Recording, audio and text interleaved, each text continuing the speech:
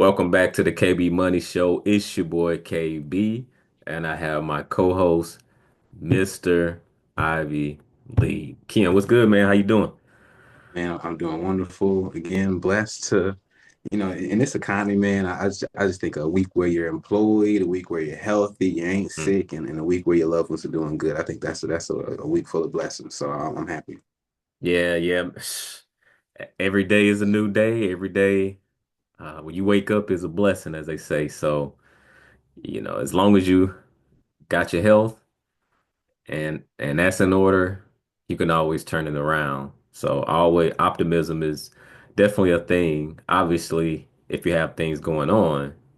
You have things going on, but it could be worse. And that's what you realize too, especially when you're observing. It kind of reminds me of, how maybe it's this car you want, right? Mhm. And so everywhere you go and look now, you like, oh man, you seeing it everywhere you go. And so depending on what you put your attention to, if it's negativity, you're gonna see it Mm. everywhere you go.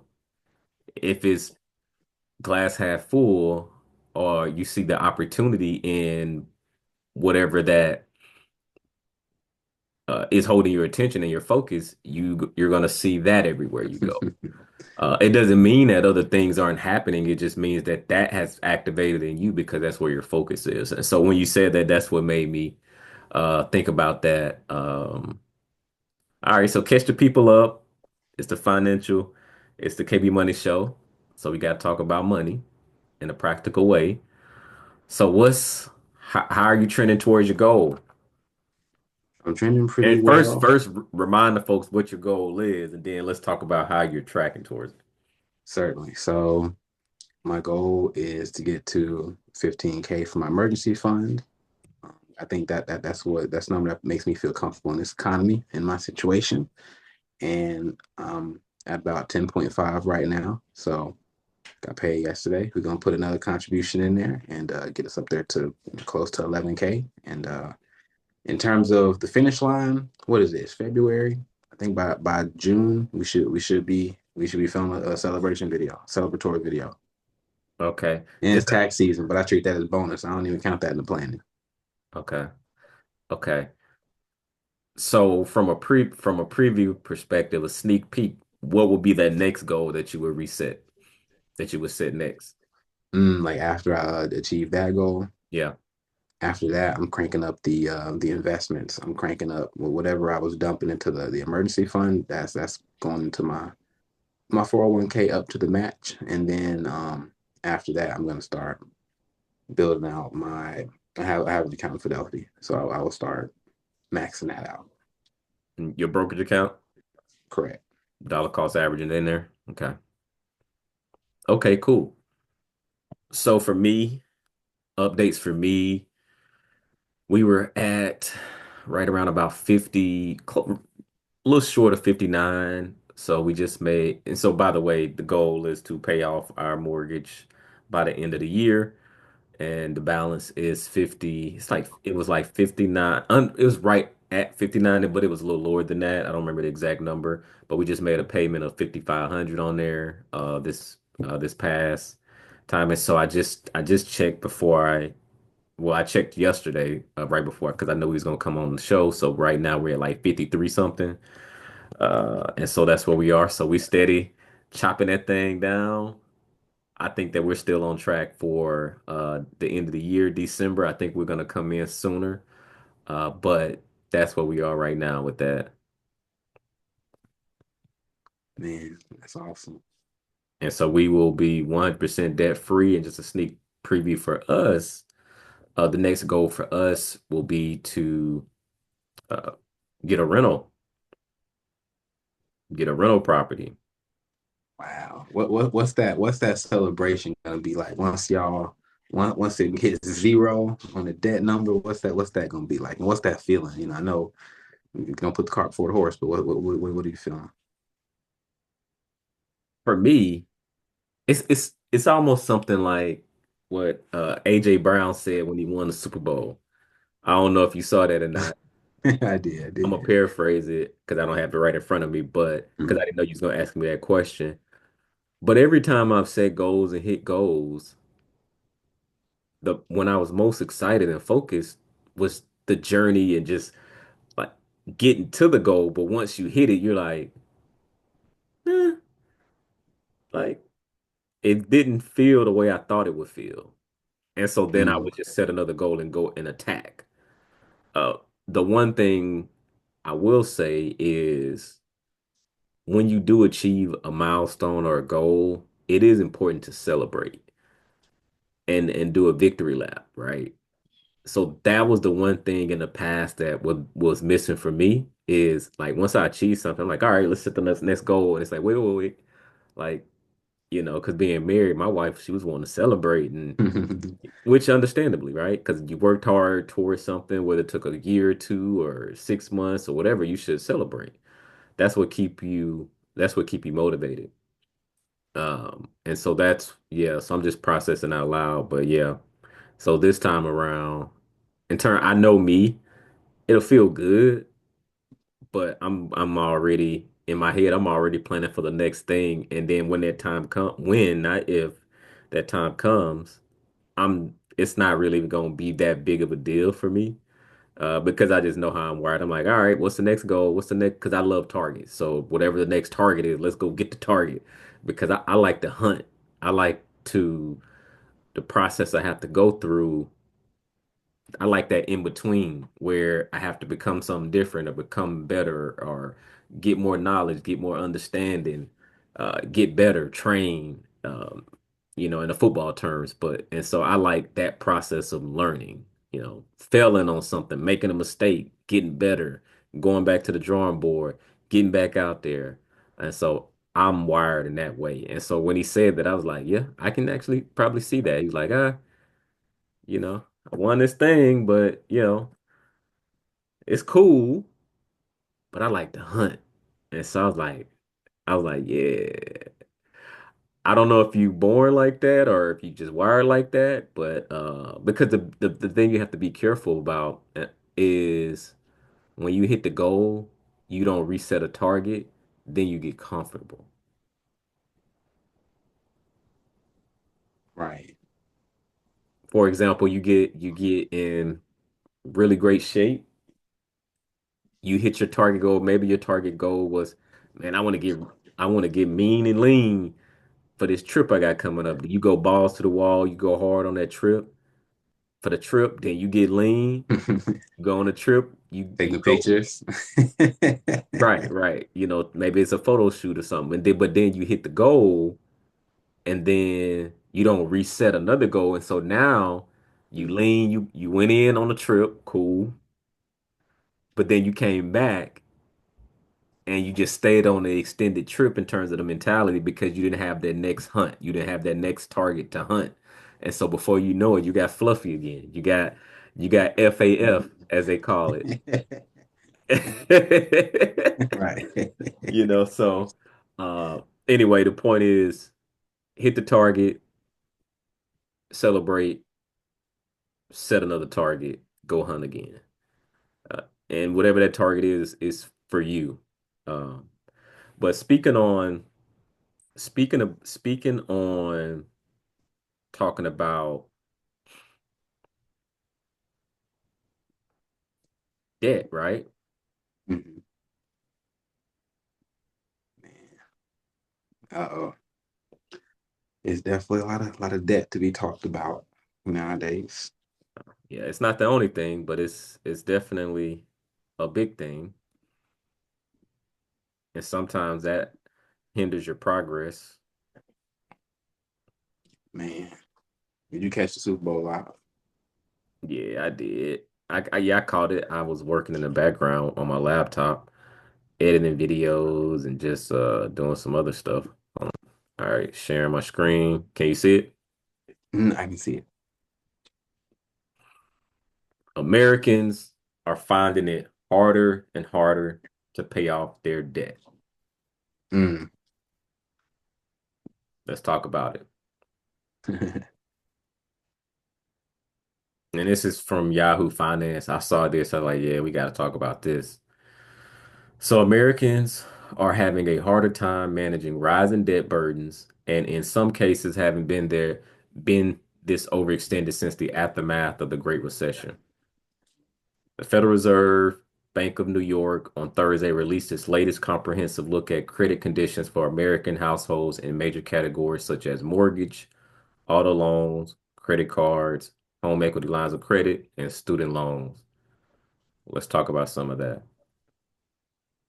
So the overall debt levels increased by 0.5% to 18.04 trillion. Man, that's a huge number, man. Let me scroll down. Da, da, da. I want to did it have a chart? Let me see. Let's see if there. Okay, it's talking about the major categories. But when you hear the how the okay, so let's talk about auto loans. Report also showed that Americans appear to be having much more difficulty dealing with the debt, specifically for auto loans and credit cards. So auto loans, credit cards, auto loans. Okay, the news about auto loan delinquencies is troubling. Chief credit analyst at LendingTree. Many Americans simply have to have a car to get to work. So that's often one of the highest priorities when paying bills. That's a fact. If they are struggling to make those payments, it could be a sign that they're struggling to make others as well, for sure. Credit cards, I know we've covered that in the past. That appears to be the case with credit cards too.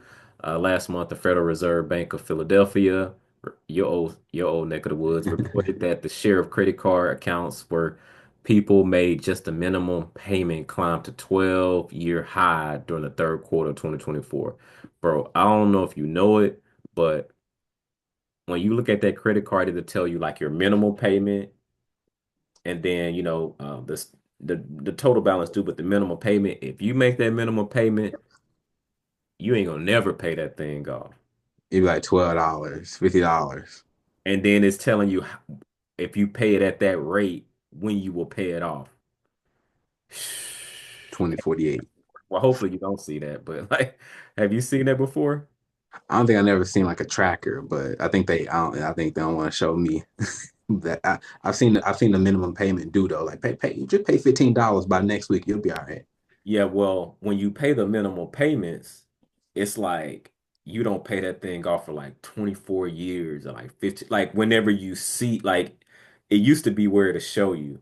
I remember when I'm bringing myself to the front of the congregation where I wasn't as responsible with credit cards many years ago, and I would pay the minimal, and then that man, the balance wasn't going nowhere. Like it because what you don't realize is you do realize that it's like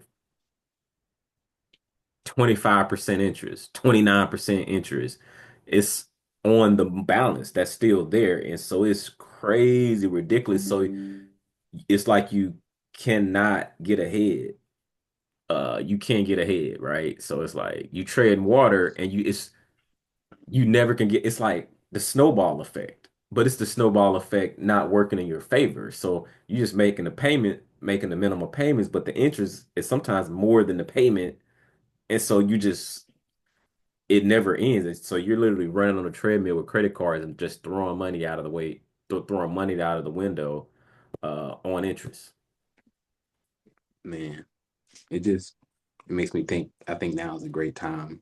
I won't say great, but it makes me wonder: is it a good time to be a lender? Are these good times for lending institutions? It's a bad headline and bad news for us as consumers, or people that have gone through this. But I think about the companies that they're indebted to, the auto loan companies, the credit card companies, and that's what it makes me think of. Like, is this a good thing for them? You know what I mean? Like, because now it means that people are going to be attached to these loans for longer. And so I think we talked about this several times. Especially, I think you brought up how when you just compare cash spending versus credit spending, it's gonna always be higher on credit. And so I know I fall victim to that too. And so I think this almost falls into like that same category of like they're banking on us to make that minimum payment. And I think they're banking on us to not let me not say what they're banking on us, but I'm just gonna say individually, we have to make sure that we maintain the mindset. Like you have to shift. If your mindset is looking at payments, you're looking at it wrong. You can't be looking at it in terms of payments. You gotta be looking at it in terms of how much credit do I have? How much do I owe? And what does it take to get that paid off ASAP?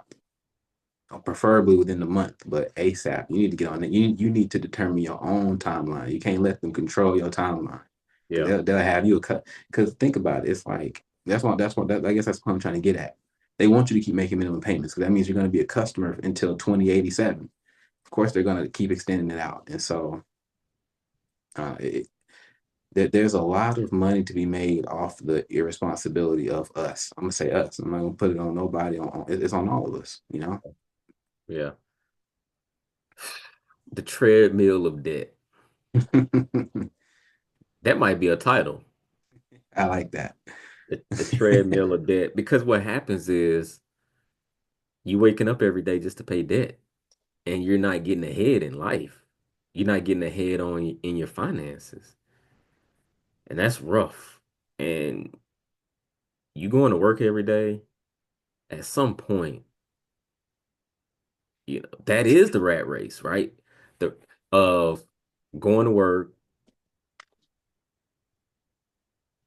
paying bills, get paid, go to work, and pay debt, go to work, pay bills, get paid, pay bill, go to work, and you just on this cycle of motion. And then think about and multiply it by, say you work 40 years times 40. That's rough. And I don't know about you, but financial freedom should be a part of the plan or making work optional. Let me say it that way. Like making work optional, still having a mission, still having a purpose, but like work optional. Because what happened is when you ask most people, even sometimes people, even at your job, people be faking in front like, yay, I love my job. You here to make that money for your family. And if you didn't have to Right. work, you would not be working. Let's keep it real. Yeah. And you may have fell into your career. Some people intentionally chose it, but a lot of people fell into their career and everything in between. And you're working to pay bills to because you have a lifestyle, a living that you're looking to keep up with, and you don't ever make it to the side of money is working for you. You start working on some income. You you just have one major stream of income, which is fine for a while until you get laid off. And then that's when it really becomes real like, oh, snap, I didn't realize how vulnerable I was just having one stream of income, even if it's a high income stream, but then you have a nice living. You living good because when your income increased, your lifestyle increased. And then when that income was taken away, what you a month away you a month away from panicking and stressed out, uh, making life decisions for real. Right. And financial freedom has to be the goal. Financial freedom, work optional has to be the goal, and you don't have to villainize your job because it's a funding partner that's helping you get there, and you show up well and you do what you need to do. But with the company, things change as you see this changing economy and the workplaces, public and private, you see things are changing, and at any moment it can change. And are you prepared, or do you have things that you've been working on in motion as the anticipating, expecting, operating with expectation, but also understanding like this is not going to be forever. Let's be clear. Your job is not going to be forever. It's their job is not to take care of you, me, us. Their job is to run the business, make a profit, make sure those balance sheets and returning value to the shareholders, making sure they have their balance sheets the way they need to have it and do what's in their best interest. And sometimes the jig is up. It's up. You get that invite, hey, or you get that email, that broad stroke email, hey, opt in to this buyout, aka federal, the government. Opt into the because we making some cuts. So you can either opt in or not, but more than likely we still gonna lay you off. But now the dynamics is gonna change because you had an opt-in option and now you say, no, I'm gonna stay, which that's fine. But then you don't get the 8 months of figuring it out while you at the house and still getting paid. On a private side, well, publicly traded companies on the private side, not the government, it happens too. Sometimes you get a severance, sometimes you don't. But what if you can put yourself in position where you can give yourself a severance, where you can um, just control your future? You lose control when you give in all the power to employers, regardless on whether it's with the government or not. And that's not their responsibility is to take care of you. It's not. Because as I've always said, this ain't no family. This ain't no family. And once the value is starting to seem one-sided or it's not in the best interest of the company, they're gonna move on. They're gonna pivot. And you can be upset. That's because that's understandable. We're human, but we have to look at each other we got to look at ourselves in the mirror and at the very beginning of this journey and process.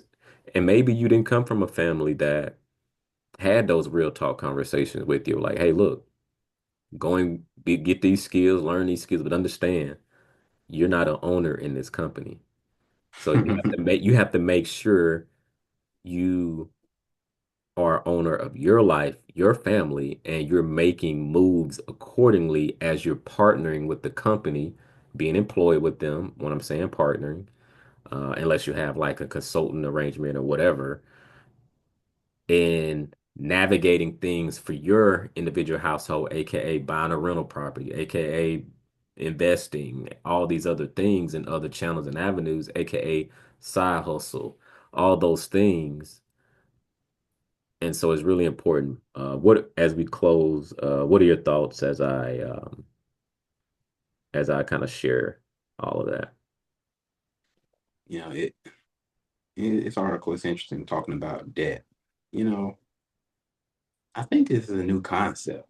Like just to be in this amount of debt. Like I don't even think you could have owed somebody this much back in 1200. You know what I'm saying? Like it wasn't even the systems in place to allow yourself to get in this much debt. Like I mean, I can't speak to. I mean, I know that they had monetary systems and coins and all that back then, but I mean, I just remember. I think it's relatively recent, like 1900s, when they started doing credit in the U.S. and stuff like that at stores. But I think it makes me think about how just how easy it is to get sucked into this credit culture, this new credit culture, Mm, and even like with me, like I mean, yeah, I have an Amex, but the credit limit that I have now versus what I started with is two totally different credit limits. And I never once applied for an increase. I started off with like maybe 500, $1,000. And I don't even want to say what my limit is now. Not that it's so crazy, but it's like, y'all just gonna give me I didn't even ask for as much access to credit. Like they I ain't gonna say they're giving it away, but if you just do the normal things and take care of your credit score, you'll have that. You'll. I'll say it's a blessing and a curse. But if you don't use it properly, I say all that to say, debt can be. Debt is a horrible motivator.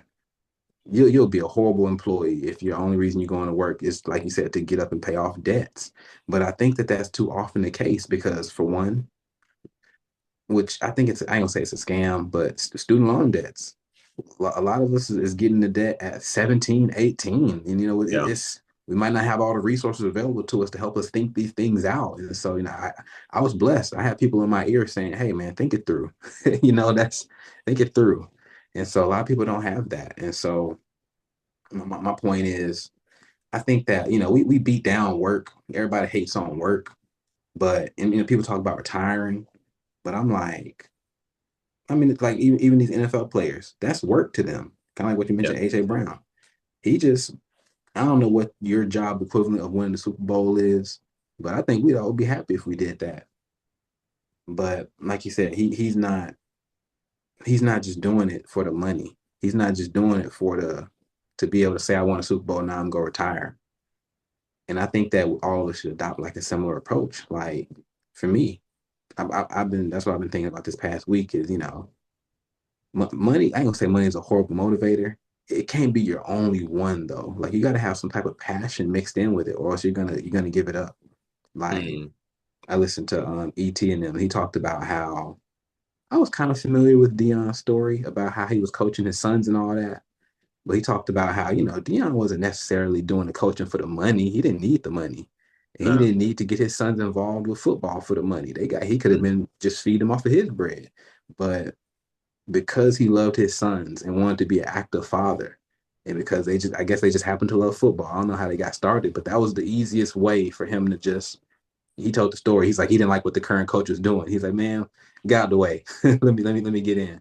And so my point is, we got to get away from a point to where debt is our primary motivator because you're gonna hate your life. You're gonna get up mm, cursing, snatch the alarm. Need my coffee. You're not gonna be able to wake up in a place to where you're actively receiving blessings. You know what I'm saying? You're gonna be operating in fear. You're gonna be like, nah, I need this job. I gotta walk on eggshells versus I just say walking in your purpose and walking in figuring out what is the reason that you're here for. How can you best add value to your company? And I'll just start there. I mean, I'll just stop there. Figure out how to add value to society as a whole, but start with your company. yeah. Yeah. Okay. All right. So I'm going to transition over to, we got to talk about it. So we're going to transition over to this, queuing it up now. About 75,000 U.S. workers accepted the Trump administration buyout program. Dang. The buyout is one of many approaches that Trump has taken to slash civilian workforce of 2.3 million that he has blasted as ineffective and biased against him. That's interesting language from this article. He has also ordered government agencies to prepare for wide-ranging job cuts, and several have already begun to lay off recent hires who lack full job security. Mm, Let me see if there's anything else I want to cover on that. wow. I like to cover stuff.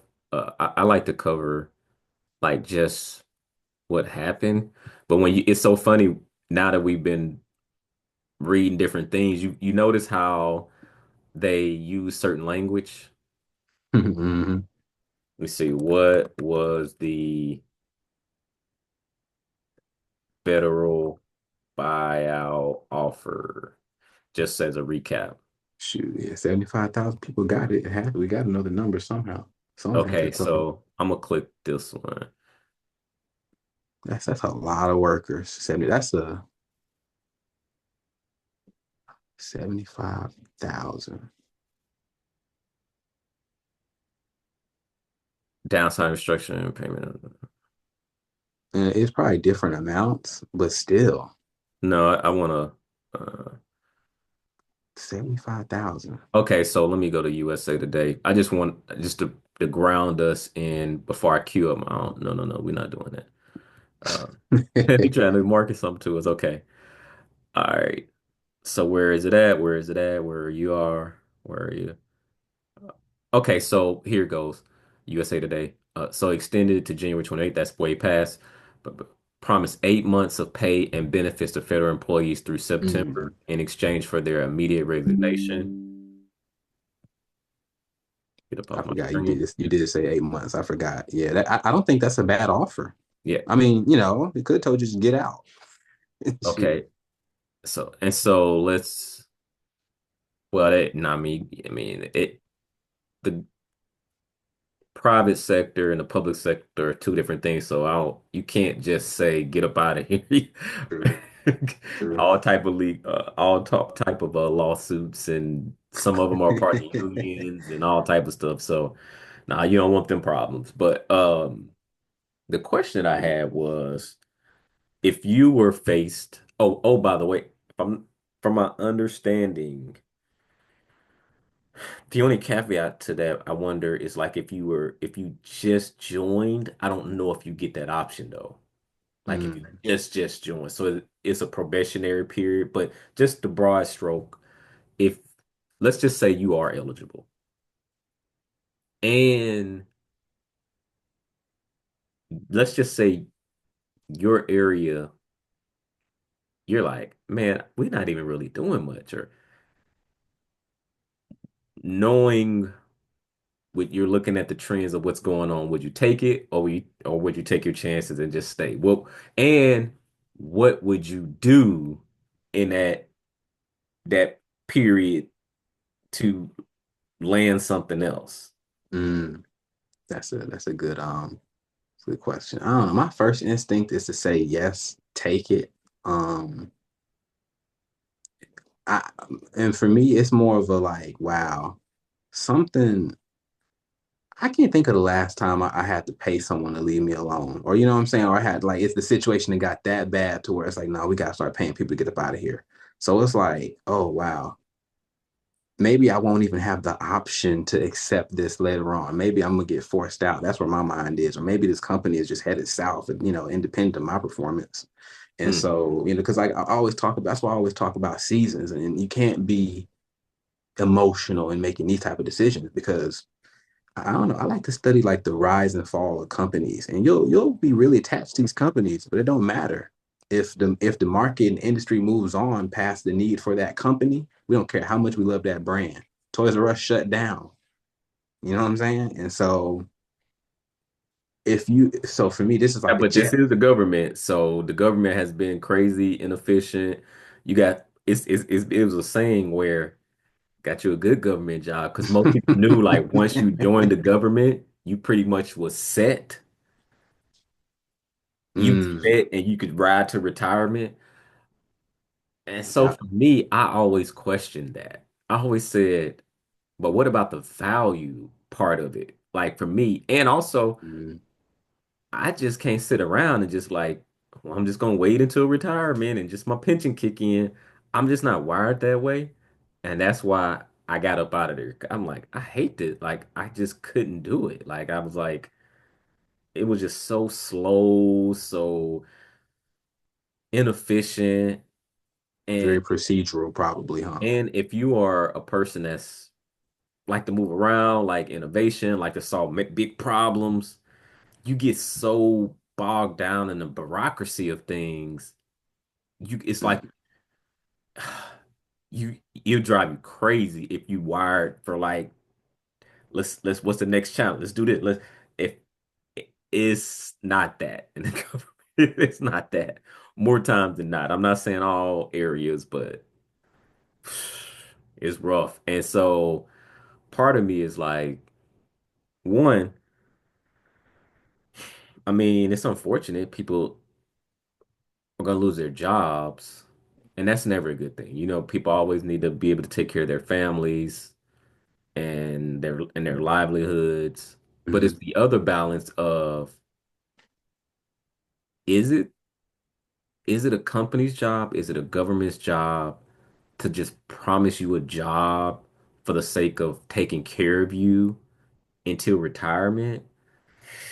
That's where it gets a bit where it feels it's that's the part where I'm like, think about the mentality. You going in there, mhm, I'm gonna get this job and I'm gonna ride it out. Like, and I'm good. Like I know my rights.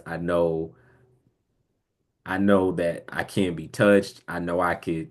I mean, not everybody falls in this bucket, but I saw with my own eyes people were doing the bare minimum to just do what they needed to do, get up, go to work, do the bare minimum, go home, and like just repeat, repeat.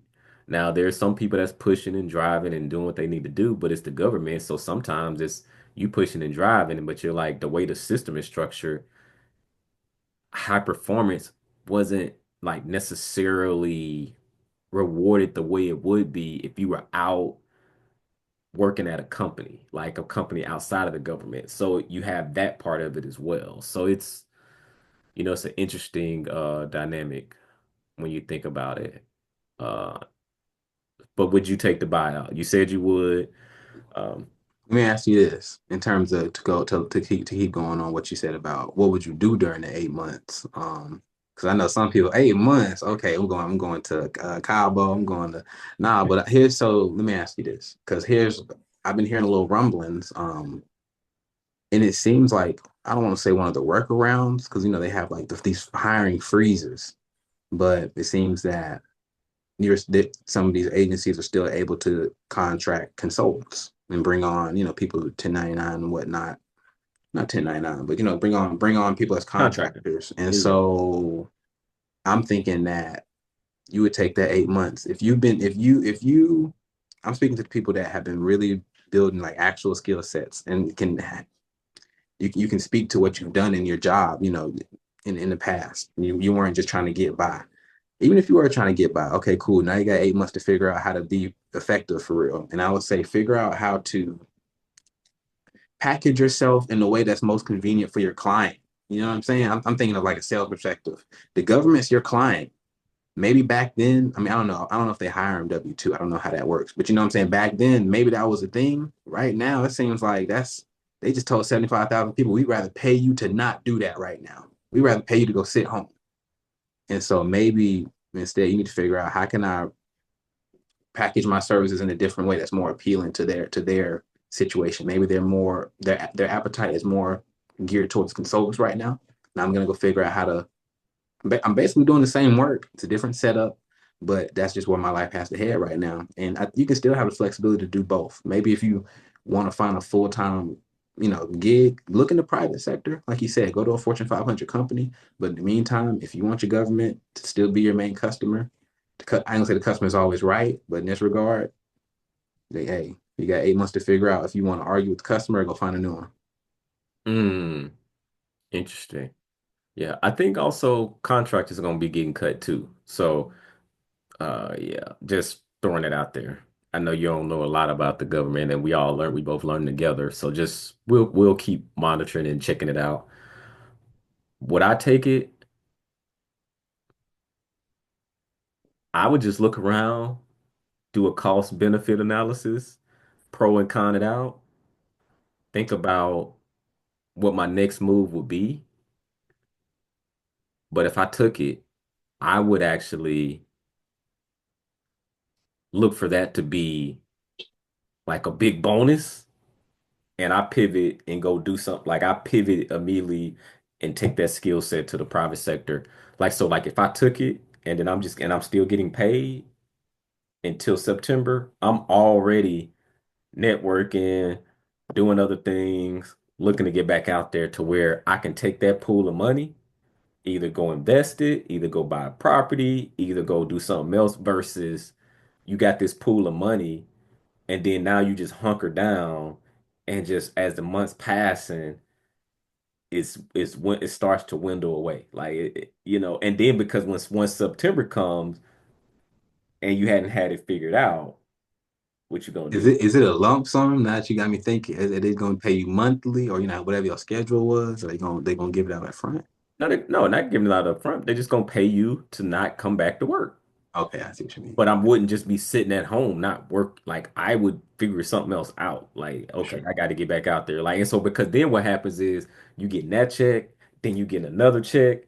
Like, Man, that's a rare opportunity. That's what I'm saying. You'll get paid to go find your next job if you play it right. correct. That's cool. Yeah. So, I know people have different opinions, but at least that's my thoughts on it. That's my thoughts on it. Okay. So I have something else that I want Uh-oh. uh pull up here. Uh-oh.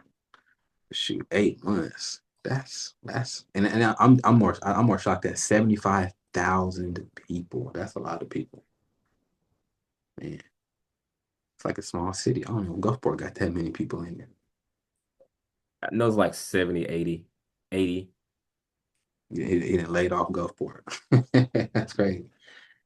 Shoot, Yeah. paid him out, I should say. All right, queuing it up, queuing it up. Shoot. And so it strategically, the return to work part of it, sure, it was about bringing more having the money circulate around the economy and the local, like the downtowns, because and get those buildings filled back up and all of that. But also, it's a strategic move to because it's not going to be conducive for everyone to do it because they've set their life up in a way where maybe they are an hour away, or maybe they're an hour and a half away, or maybe they got kids at the house they need to attend to, and whatever other reason, but they are not going to be able to go back into the office. So it's almost like you're just letting the numbers work for yourself. You're just letting the numbers work, and you don't necessarily have to call it a firing.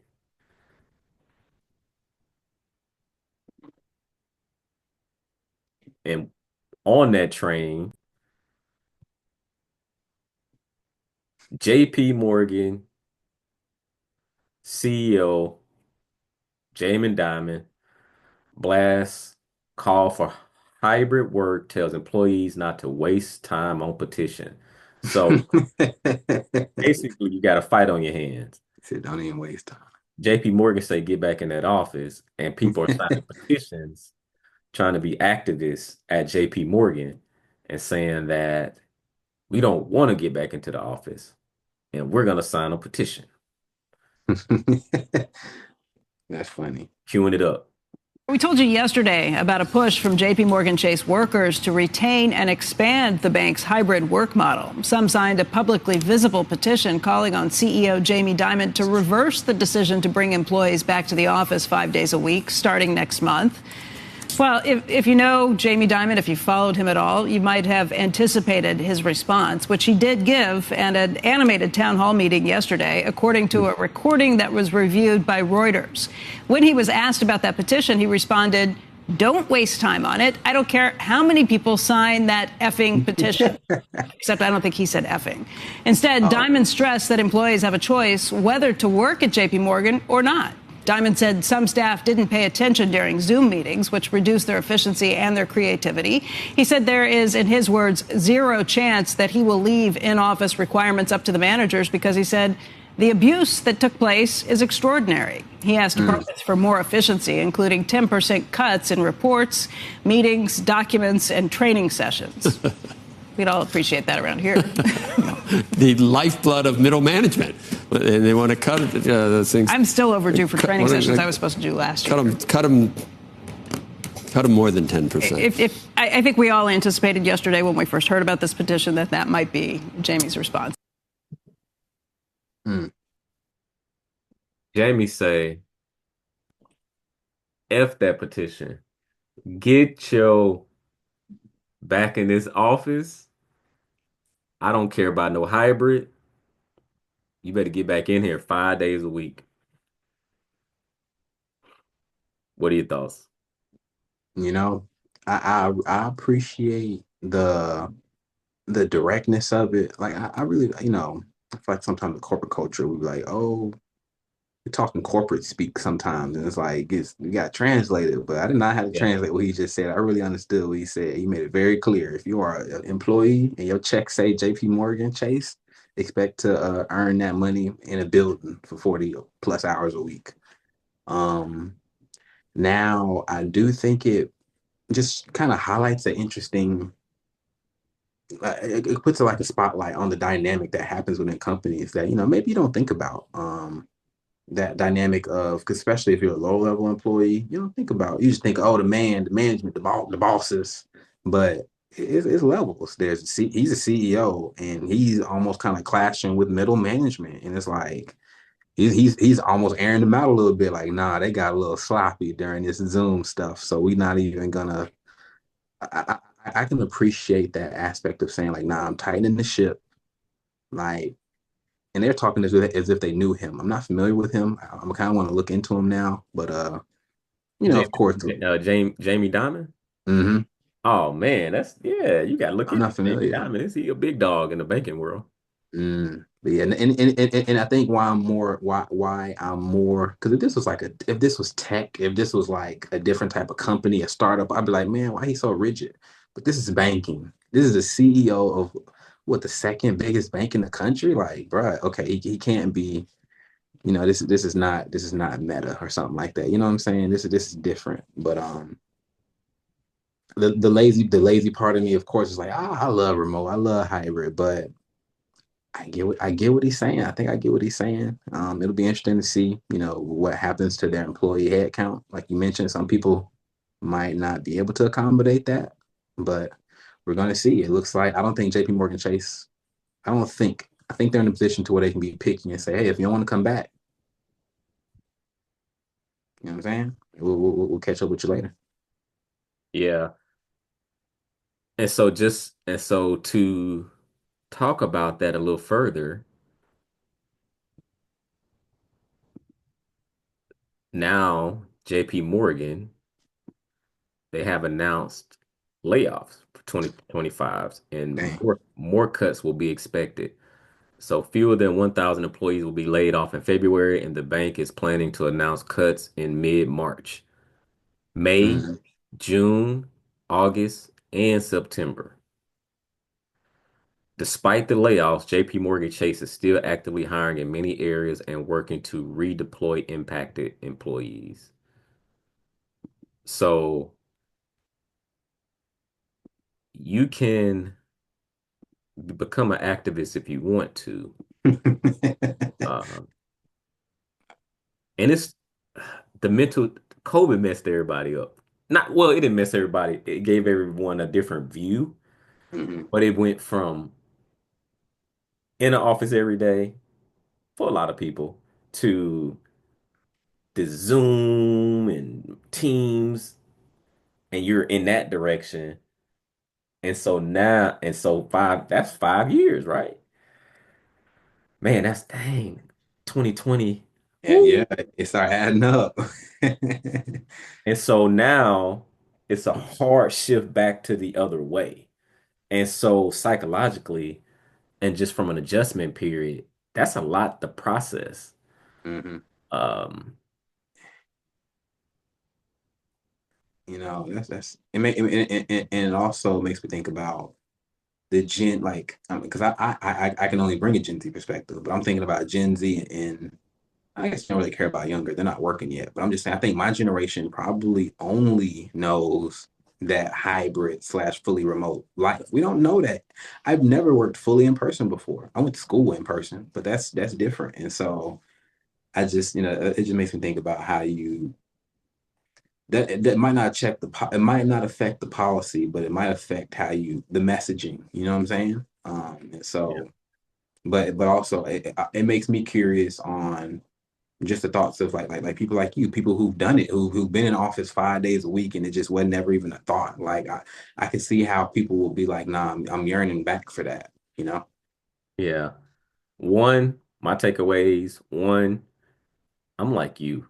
Just tell me where you stand. Don't give me that corporate speak. So I can appreciate him saying, look, this is what we doing. Like it or don't. Get up out of here. Go find another role. You don't need to be an activist. You don't own this. This is what we're doing. Either you agree or you don't. That's the benefit of owning your own company.